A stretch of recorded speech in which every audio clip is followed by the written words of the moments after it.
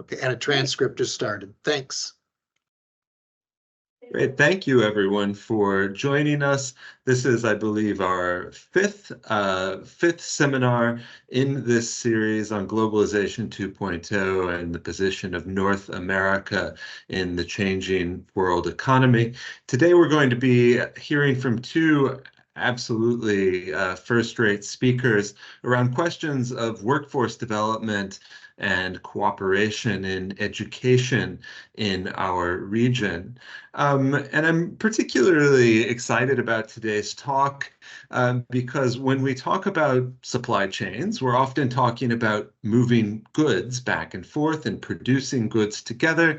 But today's talk is going to focus on the absolutely crucial role of the people involved, the friends and the friendshoring, as it were. I'm also really excited for today's talk because our speakers are going to be building on some work that they did in a book that I co-edited with Alan Burson called North America 2.0, and you can find that book through the Woodrow Wilson Center. Tony, I saw you had a copy of it on the desk behind you, but if not, you can find it. You can find it just by searching it through the Wilson Center and find chapters by our speakers today. Those speakers, as I mentioned, are absolutely first rate. We'll be hearing from Sergio Alcocer, who is president of the Mexican Council of Foreign Relations. Previously, he was Mexico's undersecretary for North America in the Mexican Ministry of Foreign Affairs, and he's also been, amongst many other things, Undersecretary for Energy Planning and Technology Development in the Ministry of Energy in Mexico. Our second speaker is Ambassador Earl Anthony Wayne, who is a public policy fellow at the Woodrow Wilson Center and a distinguished diplomat in residence at American University.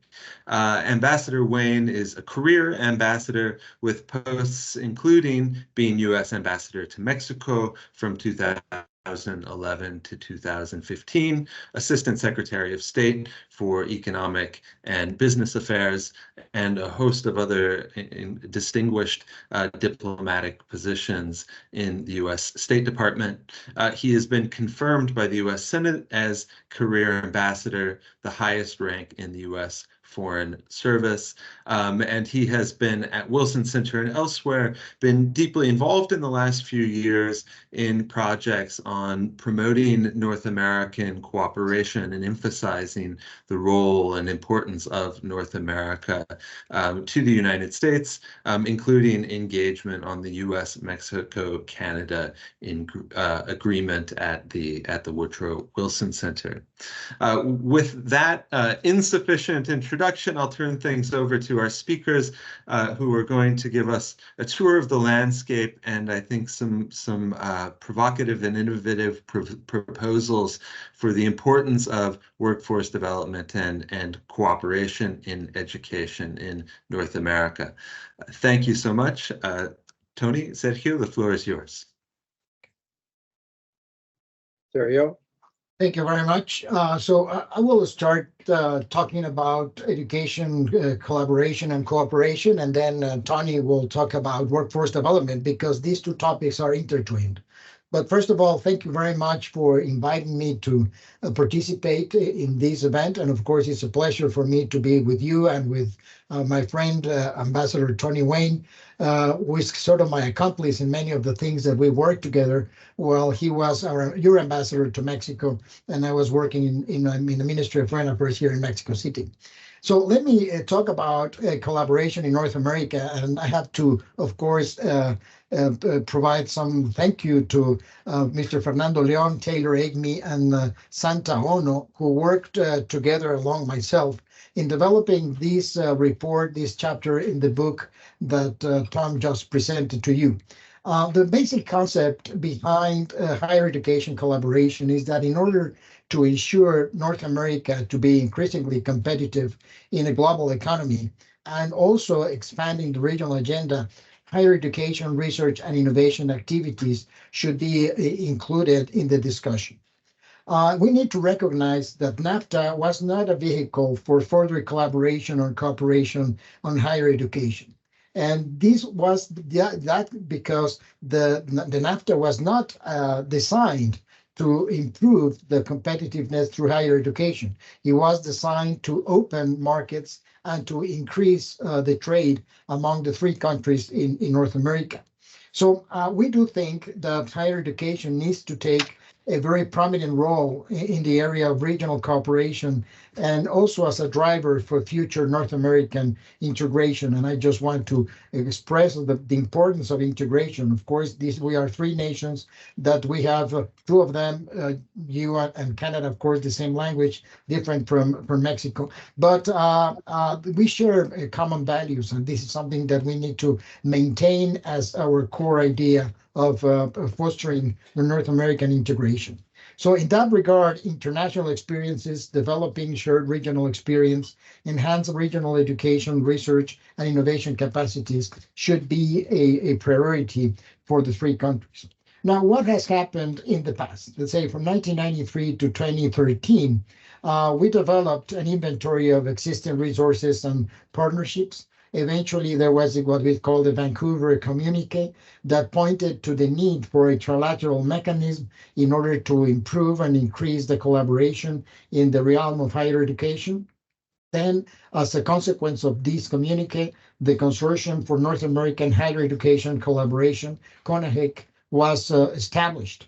Most of what we have done in the past has been related to student mobility.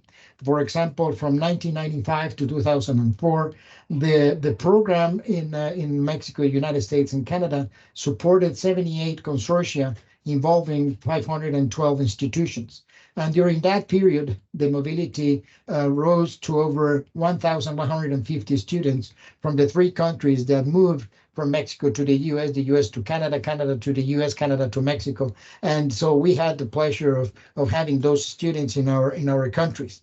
And in that regard, CONAHEC has been an instrumental vehicle for improving our collaboration. CONAHEC has held over 20 conferences on different places in Canada, United States, and Mexico.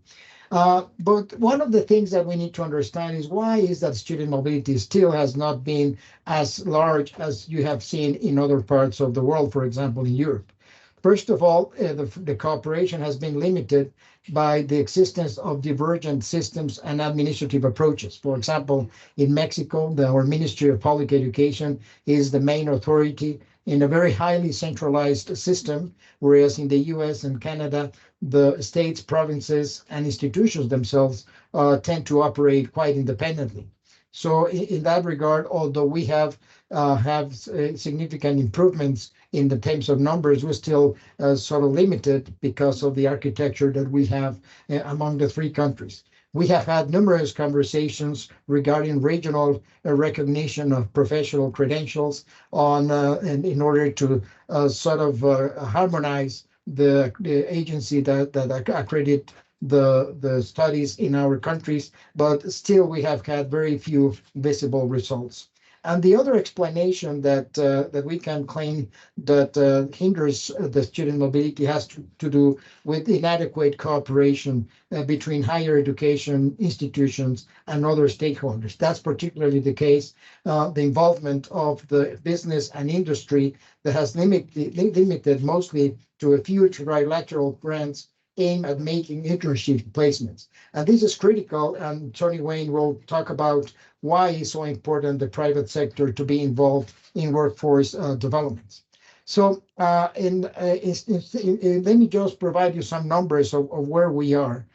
For example, in Mexico, Mexico represents over, let's say, 13% of the global U.S. trade, while Mexican students only represent 1.4%. So it's about 1/10 of the percentage, in terms of percentage points, of what Mexico represents on trade, the number of students, Mexican students in the U.S.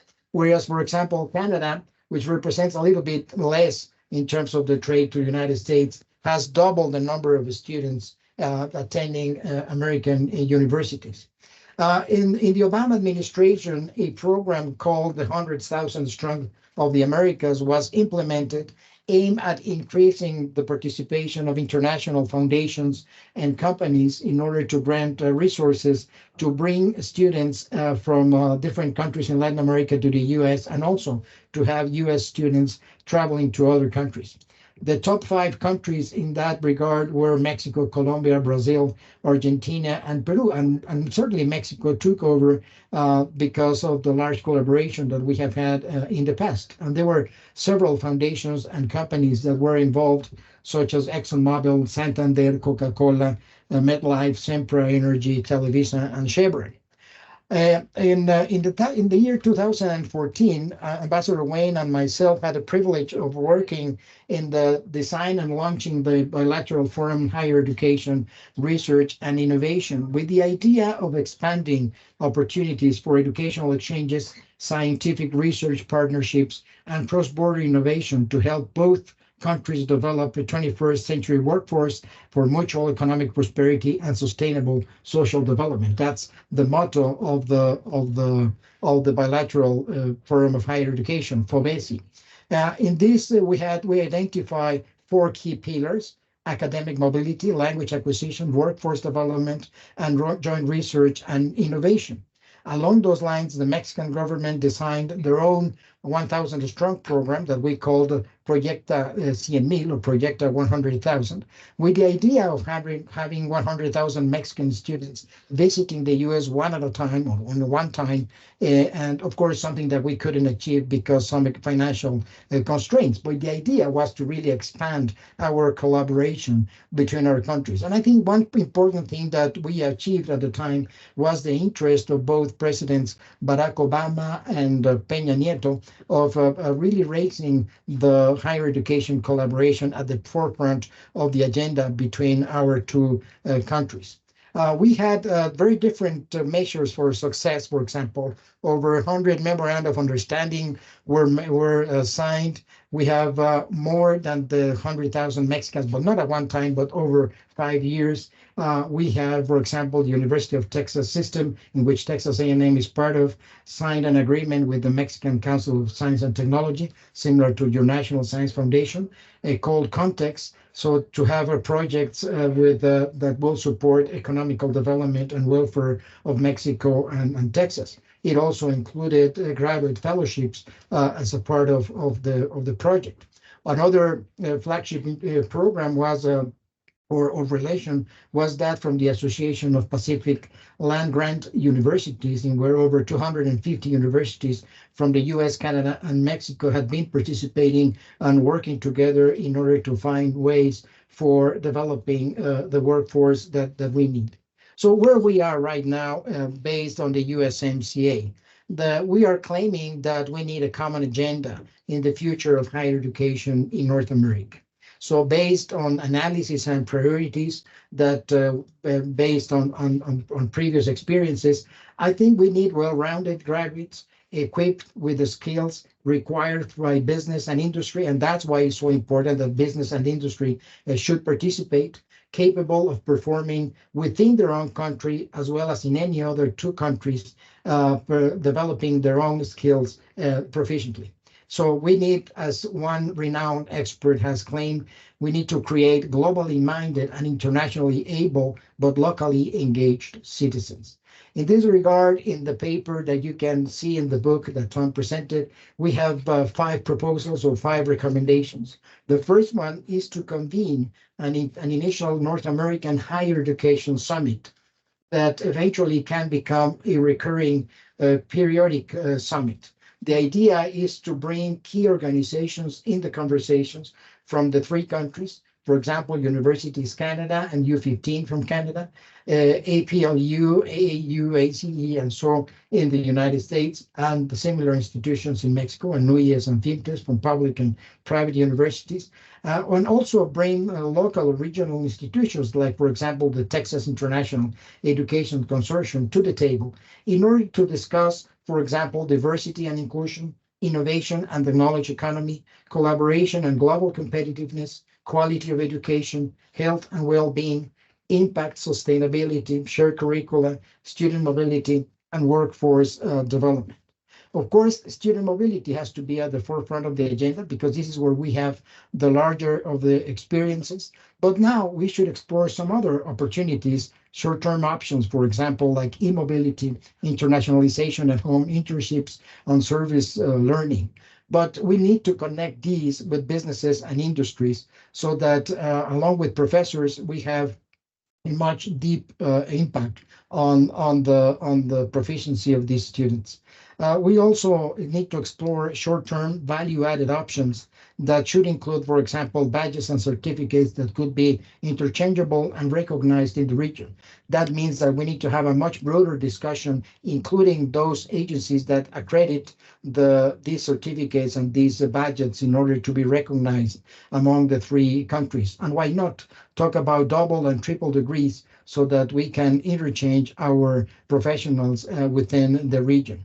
Of course, the research and development agenda should involve recurring and emerging cross-border issues such as border and immigration, which is of course critical for both countries, Mexico and the U.S., cybersecurity, critical for the three, health and pandemics, and intellectual property. That will be the proposal number one. Number two would be to create a trilateral initiatives build upon the work of FOBESI, Proyecta 100,000 and the 100,000 Strong of the Americas and other initiatives, so that eventually we will create FOTESI, will be the trilateral forum on higher education, innovation, and research that would include Canada, the US, and Mexico. And including in this, we should create in North America a student mobility bank, faculty fellows virtual program, and online sharing consortium so that using the technologies that we have available, we can expand the knowledge of our own institutions, but also provide some more information to faculty and to the students on how to engage in student mobility and academic mobility. We need to recognize that academic mobility is key for student mobility. If we have professors who are aligned and that can work together in doing research or doing academic teaching, then the easier would be for students to spend some time in different universities. Proposal number three is the involvement of heads of state and relevant ministries from all the three governments. We think it's crucial that our three governments are aligned in the North American higher education collaboration and also in the development of future workforce in order to achieve a globally competitive economic region. We think that we need to include USMCA in the new revision in the year 2026, a higher education collaboration piece, which had been lacking, as I said, since the very beginning of NAFTA. And number four is we need to convene and secure the involvement of senior executives or representatives of Fortune 500 companies with the presence of key clusters across North America. And Tony will talk a little bit more about workforce development, but it's just that we need to embark the business and the industry, particularly working in the North American Competitiveness Council that is part of USMCA, and bring them together in order to identify the key opportunities and the key challenges that they face in order to enhance our collaboration. And finally, we need to promote a greater awareness of North American higher education plans and progress by partnering with and systematically communicating through recognized media outlets. If you look at the Chronicle of Higher Education, and I've been reading these over the past month or so, preparing for this conference, I haven't seen any single paper or article related to the relation between the U.S. and Canada, the U.S. and Mexico, or even less among the three countries. So we really need to expand what we are doing to these sort of outlets inside higher education, University World News, or the Chronicle of Higher Education. So a strategic communication of higher education opportunities and achievements becomes critical. Just as a final word on my part, I would just want to say that institutions of higher education must embrace the responsibility of educating future global citizens who understand the critical importance of international collaboration and have adopted the values of respect, tolerance, and inclusivity. I think it is the time for North America's respective governments, business, industries, and why not universities to engage with and support these goals. So thank you very much, Tom, and I'm open for the discussion later on. Thank you so much, Sergio, for that excellent presentation. And as a university professor and former Fulbrighter, it certainly is music to my ears, and there are a lot of very worthy proposals there. I'm very pleased now to turn the floor over to Ambassador Tony Wayne, who will talk about the importance of workforce development and enhancing North American cooperation and competitiveness.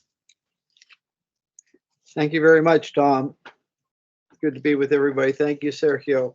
It's nice to be on with you again, talking about these things where we work together so closely. And one of the things where we work together closely has been on workforce development. In that book, North America 2.0, Sergio co-drafted another chapter, one with me on workforce development. And this is something we've been working on for a while. And basically, long before the pandemic happened, it was quite clear that there were very serious mismatches between skills and jobs, and often a lack of the skills needed for industries in all three countries across North America. This not only undermines the competitiveness of North America, but it feeds into some of the social dislocation and unhappiness that we've seen over the last 2 decades. Particularly in the United States, but I think a bit everywhere else. So what's been happening is at different stages and in different ways, employers have been having a very hard time in identifying potential employees with the right kind of skills that they need. And employees have been having a hard time getting access to the education and training that they need to get those better paying jobs and more reliable jobs. And so this has created a real problem across the continent.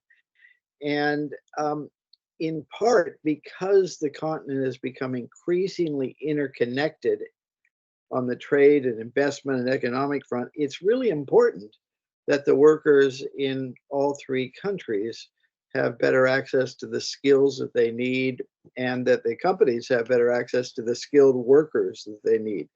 These days, of course, in the last several years coming out of the pandemic, we've been focused more on digital skills and some of the skills in the new evolving green tech area, and but also some basic areas where we're, because of the lessons from the pandemic, are investing more in closer supply chains, let's say in the semiconductor area. So there's more production in North America of needed semiconductors. So all of this means that there's much more attention to really asking, do our workers have the skills that they need to do this?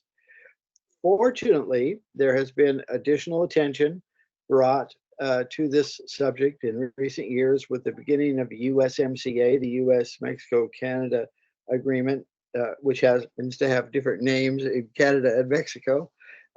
We have started to have more attention in something called the Competitiveness Committee, which is supposed to look at competitiveness issues across the three countries. And they've started having some events talking about workforce development. When the leaders of the three countries got together for the North American Leaders Summit, both in 2021 and 2023, they had workforce development on that agenda because the three governments realized they need to do better on this. And so the one thing they had is last June, they had ministers from all three countries got together in Washington to talk about the semiconductor industry. And they were there with the private sector. And one of the points of focus was they needed better training programs in the semiconductor area to really train. If they're going to make new investment, they had to have workers that could actually understand and work on the new plants and with the new technology that was going to be put in place. And then between the US and Mexico, there's a bilateral economic forum, which is called the High Level Economic Dialogue, that was revived in 2021 under the Biden administration. And that also has workforce development as a topic to be addressed. It's good progress, but North America doesn't yet have the comprehensive agenda that it needs to tackle these issues systematically. So beginning to chip away, but there's much more that needs to be done here. As you all know, over this past decade, 15 years, everybody in the world has become more interested in what's the future of work? How's the workplace changing? How's it going to change my life? That hasn't gone away. It is quite clear that in the long run, a lot of these technologies and changes will be very beneficial. But in the short run, they create great disruption at the company level, at the family and individual level, and in society. So it really makes a lot of sense to have the governments talking more with partners from the private sector and civil society about how do you deal with these disruptive changes, and how do you help people deal with these kind of challenges that are going to keep going. Now we're all talking about the effect that artificial intelligence is going to have. And people don't really know yet how that's going to help redefine jobs, eliminating some jobs probably, creating some other ones, and causing a number of people to learn new skills if they're going to stay in those jobs. So what we really proposed together, Sergio and I, and working with others, is a 4-point agenda for North America that would help develop this more comprehensive strategy. And that includes work-based learning. It includes the more transparent and innovative use of credentials that show what skills people have.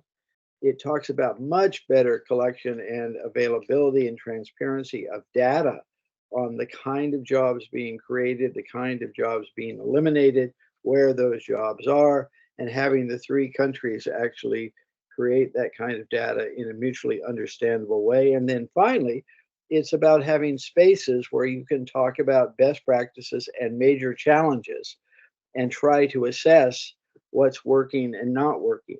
We don't really have that right now. But what we do have is one of the most powerful economic and production centers in the world, 500 million people, a gross domestic product of over $32 trillion. We have the world's largest, 10th largest, and 15th largest economies. We trade intensely with each other, about $3.5 million a minute. So in the almost 30 minutes that we've been here talking together, that's at least 3 times 30, at least over $90 million of trade has gone across the 2 borders between the United States and its 2 neighbors. And that's just a lot of value added. And 50% of everything we trade is in intermediate goods, meaning it goes to another country and then it gets put into a final product. Or it might go to both other countries, depending on the product, or it might go across the border 5 or 6 times. So having workers that are well skilled is really important for all of this partnership. And that trade, just a little note, since USMCA started in 2020, that trade has increased 30%, which is really very impressive. Okay, what are we looking at here as far as continued skill changes? Well, the OECD estimates that 14% of jobs across its member countries are going to disappear as a result of automation over the next 15 to 20 years. And then another 32% of jobs are going to change radically. So that's demanding a lot of reskilling, a lot of upskilling, a lot of different kind of education for students coming out of high schools and colleges and universities as we go forward. And what we have right now is that none of the 3 countries are doing this very systematically. There are good programs. There are programs that miss the goals. There are a number of just places that aren't being addressed. And so what we need to be flexible and working on and talking about is what are the different kinds of strategies and approaches that are needed. And we will need different strategies for for different sectors, for different kinds of companies, and no doubt at different intervals. The needs that we have today might be different in 5 or 7 years from now. So we have, what we recommend really is not only focusing on some of these big thematic ideas, but then also creating mechanisms so people will keep talking about, are our workforces well equipped? Are they resilient as they need to be? Can they adapt quickly? Can our companies adapt, and can our workers adapt? And we have to keep that focus together to look not only at the companies, but also at the workers and at the communities they're in. And we have to bring in the partners that are going to help make this adaptability go forward. So Sergio was talking about academic and student exchanges. Well, academic players are vital in this training, and that means a number of academic institutions are going to have to adapt the courses that they teach. So they're actually addressing the needs of the economies and those students going forward. One little sign just to share is about how much funding the 3 countries put into these programs. The OECD keeps tally of the amount of money that all of its members spend on workforce related programs, and of all the OECD countries, Mexico is the lowest spender, but the next lowest investor in workforce is the United States. And Canada is a bit better, but its rate's still 16th out of 25th. So North America has become a powerful production center, even though it's way underspending on training its own workforce. So what are some of the ideas that we recommend here? We suggest first that we really look at workplace-based training. Apprenticeships are the best known form of this, but there are a lot of other forms of it. It really helps people coming out of education backgrounds or out of retraining backgrounds to be learning and working at the same time. And that allows the companies really to help train, to help meet their own needs, and to provide good jobs going forward for those who join. This can be really beneficial, but we are reminded that you just can't get an apprenticeship once, get a job, and sort of stay with that. Really, the OECD makes quite clear from a lot of its studies that apprenticeships have to change into a mode that's really career oriented, that you're going to have to keep learning throughout your career. So the first apprenticeship is a good one, but you're going to have built into careers, and businesses and governments and communities are going to have to build in the possibility of retraining throughout a career going forward. In general, just one little note here, big companies, of course, have more resources to do that kind of training. They often are demanding some very highly skilled personnel, so they often run into shortages there. But small businesses don't have the funds to provide that training. So there's a real benefit for having government supported training programs that are not too costly, that can support the medium and smaller enterprises as well as large enterprises. So we recommend that the 3 countries set up a task force to identify the best practices in promoting work-based learning programs, and they share those with each other, and they put some of those best practices into their own programs. We also argue that the 3 governments should talk favorably about the importance of joining in some of these work-based programs, some of these apprenticeships, because for many years people thought, well, the only way to get ahead is I have to go to college, and I don't really want to go into manufacturing or other things. But there are actually very good careers in these areas, and they are much more sophisticated jobs than many people imagine. And so we thought that the government should help spread that understanding. And then that we also need to have a lot more opportunities to create different kind of spaces where we could bring companies of different sizes together, as well as academic institutions and local governments, national governments, and really learn from each other as we're going forward on a regular basis, because the needs and the demands are going to change. The next set of items we looked at are credentials. As you know, credentials are everything from a high school diploma or a university degree to something that says, I can now run a semiconductor production machine, and I'm certified to have all the skills needed to run this machine and to know when it needs repair and how to deal with it. And my credential says what I have.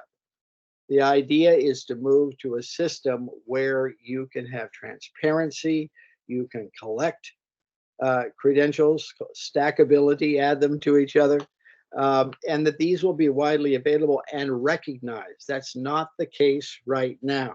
Right now, many credentials are not mutually recognized. They're often not recognized between states or provinces, and they're certainly often not recognized between the three countries. So you need to move to a system where there's a better understanding of what credentials mean, and that you recognize what the norms are. And so you've developed a common language about credentials. And that we develop also some national frameworks and understanding about how you define competencies. And that this can be really beneficial to workers as well as to businesses if we can do that and get this dialogue going. Third, what we discovered is that we actually collect data on jobs and job descriptions very differently among the three countries. It's really hard to understand exactly what's happening in the other job markets when you're talking about skills and competencies. And so we very much recommend that the authorities work together to have some common understandings about what data you're collecting and how to make that data available to people. So people can log on and find out what kind of jobs are really evolving and will be available in the next year or two. This will help it will help young people going into the market. It will also help help workers moving from one area to another, and it will help companies find and seek the kind of workers that they need. They'll know what the competition is. So we suggest establishing something, I think, which Sergio named, called the North American Workforce Observatory, as I remember, which would actually help collect all this data, and would collect it from the three countries, and would have a lot of people knowledgeable of the data and everything, putting it together, and then have it available online. So anybody could go in and look at it and explore it, find best practices. And that this would also include exploration of the metrics of how you evaluate success here. And you see what kind of jobs are developing, what kind of people have these credentials, and you can look at that very easily. And then finally, what we're saying is we don't really know how this workforce market is going to evolve, but that means all the more so we have to have regular get-togethers and spaces where we can explore what's working and what's not working, and we can learn from each other. The World Economic Forum has been working on these issues for a long time, and they put out a report called the Future of Jobs Report every year. So this year, they said they query all their CEOs and others about these issues, and they reported that the expectation is there'll be a labor market churn of 23% in the job market in the next 5 years. That's a lot of people churning over. And that 44% of the workers will have their skills disrupted and will have to have some kind of new skills training. So they say that 6 of 10 employees will need training, but as of right now, only half the number of workers actually have access to that kind of training. So there's a big need here to have these kind of dialogues in North America that involve the private sector, academic institutions, local governments, regional governments, if you have that also, and national governments. And so that is what we finally say we have to really do have to create that. And we suggest that the three governments create an overarching national task force to look at workforce development, and then have different subgroups that will work and get together every year, several times a year maybe, to take on these specific tasks. And this will all help us learn better and together as we go forward. So let me stop there. Be happy to talk about these and related issues. Wonderful. Thank you so much for those two excellent presentations. And we have about 20 minutes left for discussion. So I'd invite everyone to put questions into the chat, or if someone would like to mention in the chat that you'd like to ask your question directly, you should be able to do that as well. It really, I think, is excellent the way that these two presentations have been so well connected, not surprisingly, given how much the two of you have worked together. One thing that stands out to me is how universities are, I guess, just one site in which this sort of training and credentialing can happen, and so I think trying to build those partnerships more broadly is something that really stands out. Do we have any questions before I start asking myself? Tom, this is Greg. Hi, Greg. Thank you both for wonderful presentations. Are there examples in other kind of economic communities where we see this kind of joint effort? It just, again, it seems so valuable, and certainly coming out of academic institutions, you'd think that it would be something that would be fostered. But again, maybe some examples that you have from other experiences in other countries that you could share with us would be great. So thank you. Sure. Well, let me start, and then Sergio, please come in. So the European Union has a very advanced system of talking to each other about their workforce development planning. And of course, they all spend a lot more money than we do in North America on those workforce plans. And so they've actually started to develop some common understandings and norms and definitions in this area. And anyway, we can go into that. And then just to note, in our study around North America, we found a number of local examples that were quite successful and that we thought would probably be good candidates. I mean, one that comes to mind for me is Querétaro in Mexico, British Columbia in Canada had some programs that were highly praised. And then Charlotte, South Carolina, or North Carolina, when Siemens came in from Germany, they actually worked with local education institutions to develop a pretty sophisticated worker training program for the employees that would go to work for Siemens. And the local authorities at schools in North Carolina were quite happy to do that and to work with them. So we know it's not just a resistance in general among Americans. Another company came in with a different model and they found a receptiveness. Sergio, over to you. But your mute is on. Yeah, following up on what you have said about the European Union, just to give you some numbers. Since the 1990s, more than 10 million students, faculty, and administrators have taken part of the Erasmus mobility program. And just in 2018 alone, the budget was in euros, 2.8 billion euros. And that was just for mobility. But for common research, they have a specific program called Horizon 2020. And in the year 2018, they had 1.4 billion euros to be spent in 4 topics, or 4 themes: connecting economy and environmental gains, digitizing and transforming European industry and services, building a low-carbon, climate-resilient future, and boosting the effectiveness of the security union. And if you read, these topics are quite similar to North America's topics in general. And but as Tony said, they are spending much more money and much more effort into this. Of course, there is a great advantage that going from one place, Portugal, to Poland, it takes few hours, much fewer than traveling within the US, and even worse within Canada. So, I mean, the distances play a significant role here. Thank you. I did one last one, and I promise to be quiet. The planning horizon. I do recall some years ago reading a Harvard Business Review about, it was BMW or Mercedes going in, and so the comment about the Siemens effort, the school systems that were developing the skill sets that needed for the billions of dollars of investment really had to come in and be in place way before the investments even started.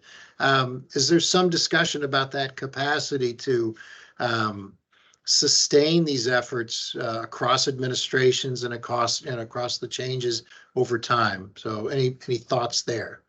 And again, thank you. I don't think we have systematically done that. I think we are learning by experience. And I think this is one of the shared experiences that Tony was mentioning of these observatory and best practices. And these best practices in Vancouver or in British Columbia and Querétaro, you remember, Tony, in Puebla, because of the Audi plant also, they pretty much established a university for that. This is something that we need to create in a regional manner, but in a more, I would say, strategic way, not just an isolated great ideas that are working well, but we need to sort of expanding that in the region. So I think the systematic approach is needed in that, and that's why these trilateral mechanisms are so significant in order to get those best practices from isolated examples and put them on the board for a regional, let's say, impact. Yeah, I mean, my hunch, for example, is that there are a lot more very successful local partnerships going on in Canada and the United States, and perhaps even in Mexico, that we just don't know about. And others would benefit from learning and sharing from each other. And so if we can get a regular space, whatever we want to call it, created where people can come together and know they're going to be listened to and have an impact, that can be very helpful. And it could also help encourage the spending of more public monies to support some of this, and more private sector monies also, with companies willing to invest because they know they're going to get better workers out of it. Great, thank you. Again, if anyone has any questions, please do put them in the chat or raise your hand. So not to rain on anyone's parade, of course, but Sergio, you started by mentioning how these issues were not included in NAFTA. And of course, one reason for that is because migration was considered largely too politically explosive to be included in the NAFTA negotiations. And migration has not gotten any less politically explosive in the meantime. And so I was just wondering if both of you could maybe situate your proposals within that context, or how do you see viable options to pursue these priorities in higher education, cooperation, and workforce development in that political context? Well, I think that the best way to put them is in the economic and trade bucket, and that's why if we want to attach this higher education collaboration to improve competitiveness of the region, would make a political sense because of its economical impact and societal impact. And then you will get rid of the immigration issue, which is a touchy issue, particularly between Mexico and the U.S. But there is a clear evidence that the better prepared we are together, the better we will do. And if you look at what other areas are doing, not only Europe, but South Asia, for example, it makes the whole sense for us to learn together and to prosper together by learning together and doing research together. Of course, it is to be recognizable that the main engine in this regard is the U.S. because it has the best and more advanced universities and research labs and so forth. But we also understand that the more creative and the more, I would say, properly developed our societies, both in Canada and Mexico, the better will be for the region. And I would just add that there's no question this will have to be a long process. Right now we have higher education systems very different in all three, ruled by different rules and regulations in all three countries, not to mention the migration systems. But on the other hand, if you look at migration, what's the main problem with migration? It's really the unmanaged and uncontrolled flow of migrants. If we're talking about systems that will actually be organized, legalized, training, bringing people that are needed, having them trained with the idea that they're going to go back at some point to their home countries, it could be something that could be a lot more attractive as part of a solution that also brings, as Sergio was saying, the clear economic benefits to many localities around the region. So I think there's a way to work a number of these ideas into that migration debate if we could ever get ourselves to the point of having a serious and non-polemical debate about how to handle this cluster of issues. Let's hope.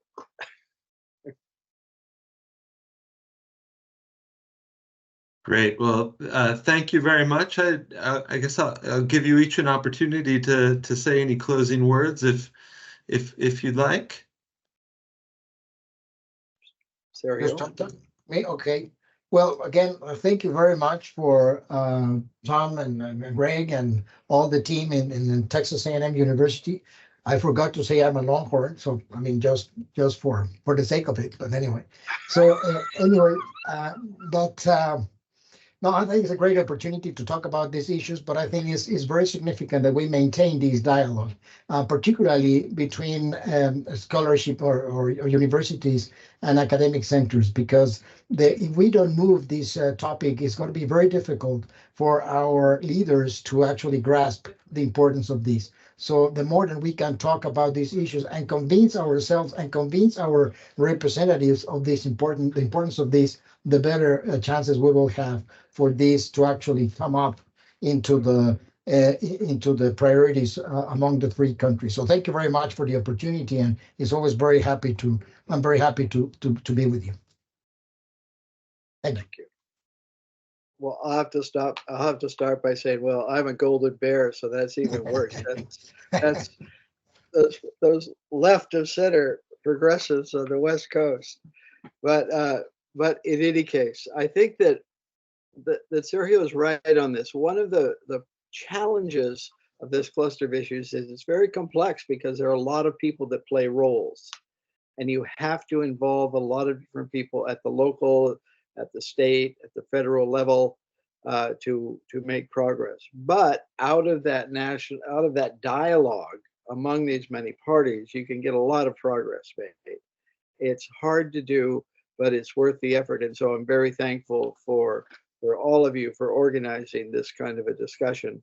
And I think if we can keep looking to find ways to press forward with this, we can do a lot of good for all three of the societies and economies. Great. Thank you so much. Well, I just want to remind the audience that we'll have our next seminar next month in about a month's time with Ambassador Julian Ventura, who was also an undersecretary for North America in Mexico, as well as Mexico's ambassador to China. And he'll be speaking about the role of China in shaping North America as a region, a Mexican view on that. And so we hope that you will join us once again. I just want to again thank our speakers for two excellent presentations on such absolutely central topics for North America. Greg? Again, just echo your thanks. Oh, I'm sorry, Tony. Go ahead. I just want to say, Tom, did you mention we're going to have the Spanish edition of North America 2.0 coming out? No, soon? I didn't, but it should be out very, very soon. I've seen the final proofs for it, and so if you'd prefer to read that in Spanish, you should have that opportunity now. I actually just saw that we have a hand up from Chap Lawson. Chap, do you want to come in and ask a question? No, it's very kind of you. I was just trying to applaud. great. Wonderful. Right. Well, applause accepted and appreciated. Thanks so much, Jeff. Thank you. Have a good day. Thanks. Thanks, you. everybody. Thank you. Bye-bye. Bye-bye.